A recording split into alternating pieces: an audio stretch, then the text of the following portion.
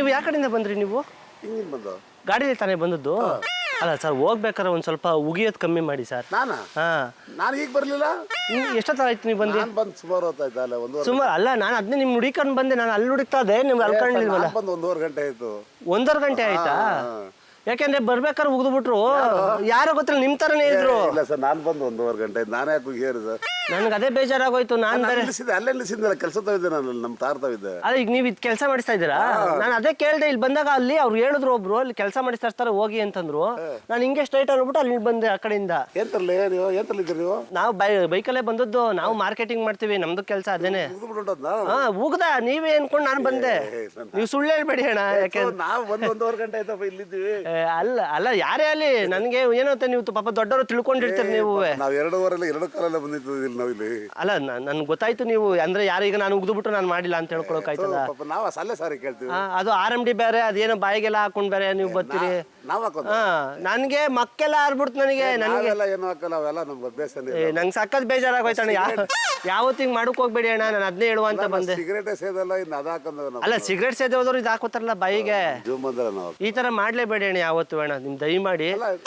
ನಾವ್ ಹಾಕಲ್ಲಪ್ಪ. ನಾವು ಯಾರು ಹೇಳ್ತಿದ್ದೀರಿ? ನಾನ್ ನಿಮ್ಗೆ ಹೇಳ್ತಾ ಇದ್ದೀನಿ, ಅದಕ್ಕೆ ಹುಡಿಕೊಂಡೇ ಬಂದೆ ನಾನು.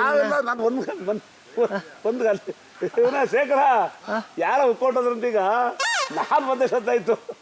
ನೀವು ಉಗ್ದಾಡಿ ನಾನು ಅಲ್ಲೇ ನಿಂತಿದ್ದೆ ಕಣಪ್ಪ. ಅಲ್ಲಿ ನಿಂತ್ಕೊಂಡು ಅಲ್ಲೇ ಬಂದೆ ನನ್ನ ಜೊತೆಲಿ. ಅಲ್ಲ ನೀವು ಉಗ್ದಾಡಕ್ಕೆ ನಮ್ಮ ಮುಖ ಎಲ್ಲ ಇದಾಗೋಯ್ತು ನನಗೆ. ಹೋಗಿಲ್ಲ, ನಾನೇ ಹಾಕ್ತಿದ್ದಲ್ಲಪ್ಪ. ಸರ್ ಯಾಕೆ ಸರ್?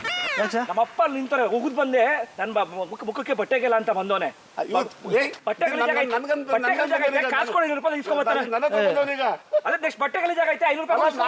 ನಾನ್ ಬಂದು 1.5 ಗಂಟೆ ಆಗದ ಇಲ್ಲಿ ಬಂದಿಲ್ಲ.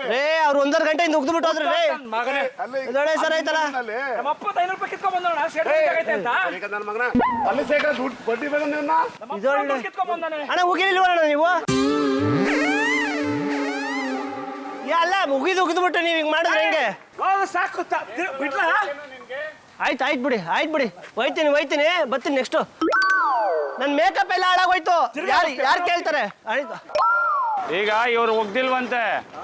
ಇವ್ರು ಒಗ್ದಿಲ್ಲ, ಅವ್ರು ಉಗ್ದಿಲ್ಲ, ನಮ್ಮ ಅಪ್ಪರು ಉಗ್ದಿಲ್ಲ ಸರ್. ಮತ್ತೆ ಅವನ ಹೆಂಗೆ ಕೇಳ್ತಾವ? ಮೇಕಪ್ ಎಲ್ಲ ಹಾಳಾಯ್ತು. ನಮ್ಮ ಹುಡುಗಿ ನೋಡಕ್ ಹೋಯ್ತಿದ್ದೆ ನಾನು ಏನ್ ಮಾಡಿ ಈಗ? ನಾನೇ ಬರವ ನಂದು. ಅಣ್ಣ ನೀವು ದಯವಿಟ್ಟು ನೀವು ಇದಕ್ಕೆ ಇದು ಮಾಡಬೇಡಿ. ನೀವು ಹೊಂಟೋಗ್ಬಿಡಿ ನನಗೆ. ಪಾಪ ವಯಸ್ಸಾಗೈತೆ, ಎರಡಕ್ಕೆ ಹಾಕೋ ಕೂತಾರಣ. ಅಲ್ಲಿ ಬರ್ತಲ್ಲ ಅಣ್ಣ. ನೀವೇ ಅಣ್ಣ ಅಶ್ವಾಸ ಕೊಡ್ತೀರಾ? ನೀವು ಅಶ್ವಾಸ ಅಡಿಸ್ಕೊಂಡ್ಬಿಟ್ರಿ ಎಲ್ಲಿಗೆ? ಅವ್ರಿಗೆ ಯಾರು ಗುಡ್ಗಿಡೆ ಹೊಡೆದಾಕ್ ಬಿಡ್ತಾರೆ. ಭಯ ಆಗೋಗಿತ್ತು ನನಗೆ. ಯಾರು ಹೊಡೆದಾಕ್ ಬಿಡ್ತಾರೆ? ಸುಳ್ಳು ಹೇಳಿದಾಗ ಅಂತ ಇದಲ್ಲ. ಹೌದು, ರೋಡ್ ಕಡೆ ಮಾಡ್ತಾರೆ. ನೀವು ಹೋಗೋ, ಒಂದು ಕಾಮನ್ ಸೆನ್ಸ್ ಇಲ್ವಾ? ಅವ್ನ ಇಂಟೆನ್ಷನ್ ಅಲ್ಲ, ನೀವು ಮಾಡೋ ಅಂತ ಹೇಳಿ ಕಳ್ಸಿದೆ ನಾವು. ಯಾಕೆ ಹೇಳಿ? ಎದುರುಗಡೆ ಕ್ಯಾಮ್ರಾ ಐತೆ. ಸ್ವಾಮಿ ಕುರಿತ ಕಾಮಿಡಿ ಪ್ರೋಗ್ರಾಮ್.